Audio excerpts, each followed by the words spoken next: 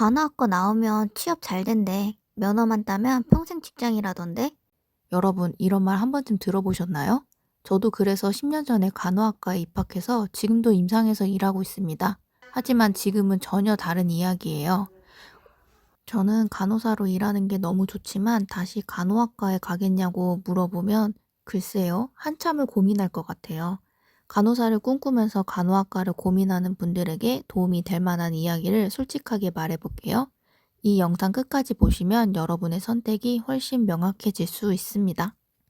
먼저 취업률부터 말해볼게요. 2025년 간호학과 졸업생 취업률은 33.9%예요. 여러분, 취업이 잘 되는 것 같나요? 2023년엔 81.9%였으니까 불과 2년 사이에 반토막도 아니고 3분의 1 수준으로 떨어진 거예요. 이 숫자를 처음 봤을 때 저도 정말 충격적이었거든요. 왜 이렇게 취업률이 떨어졌을까요? 의료 파업 기억하시죠? 의료계 구조조정으로 병원 경영이 악화가 됐고 상급병원 47곳 중에서 19곳만 신규 채용을 했어요. 절반도 안 되는 거죠. 그런데 간호학과는 계속 늘어났거든요. 2007년 1만 명이던 입학 정원이 2023년엔 2만 3천 명, 2배 넘게 증가된 거예요. 지금도 간호학과가 늘어나고 있습니다. 간호사 면허증을 가지고 간호학과를 졸업하는 사람은 2배가 넘게 늘었는데 정작 간호사가 일할 병원에서는 신규 간호사를 채용하지 않고 있다는 점이에요. 중요한 사실 하나 말씀드릴게요. 간호사가 부족한 게 절대 아니에요. 간호사가 부족해서 간호학과를 계속 신설하는 게 아니거든요. 면허는 있지만 일 안 하는 간호사가 20만 명이나 돼요.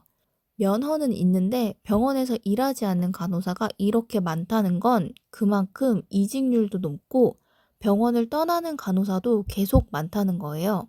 왜 간호사들은 면허가 있는데 병원에서 일하지 않는 걸까요? 단순히 힘들어서일까요?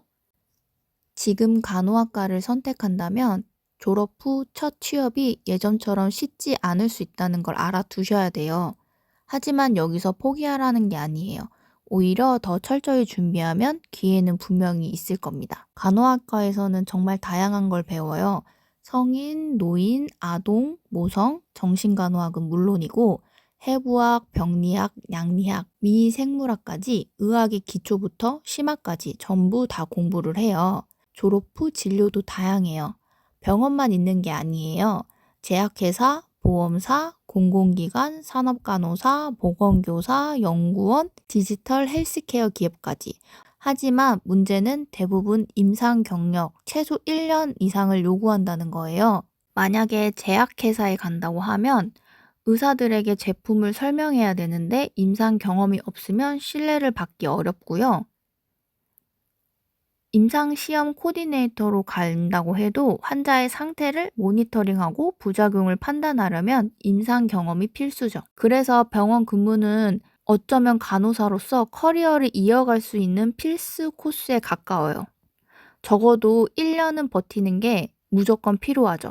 간호학과에 가면 입학과 동시에 다른 전공과는 완전 다른 생활이 시작돼요. 친구들은 방학 때 여행 가고 아르바이트 하는데 간호학과 학생들은 뭘 하냐고요? 실습에 나가요. 아침 6시 반에 일어나서 병원에 가서 실습을 하고 실습 후에는 케이스 스터디 해야 되고 공부를 해야 되고 과제도 열심히 준비를 해야 돼요.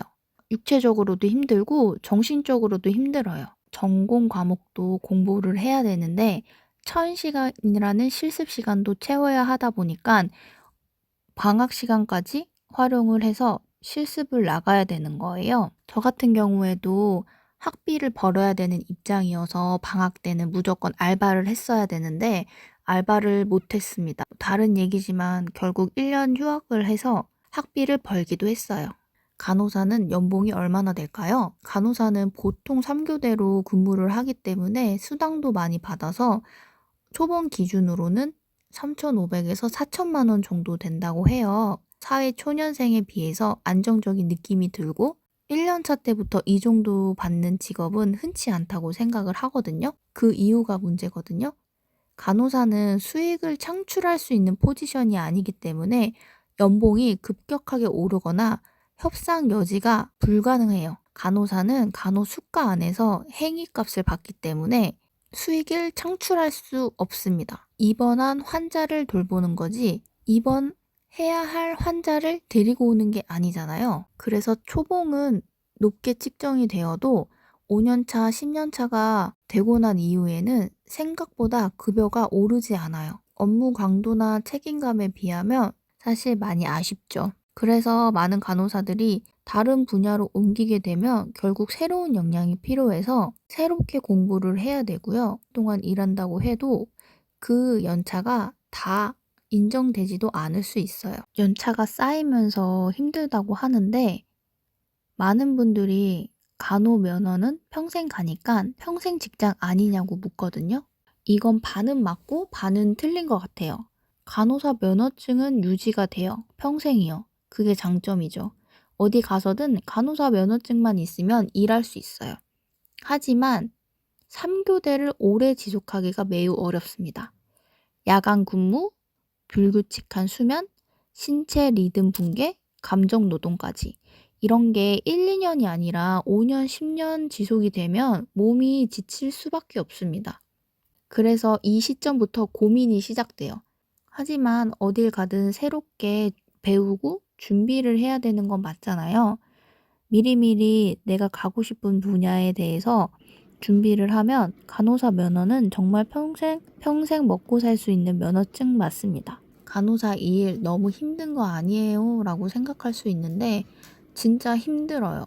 육체적으로도 힘들고 정신적으로도 힘듭니다.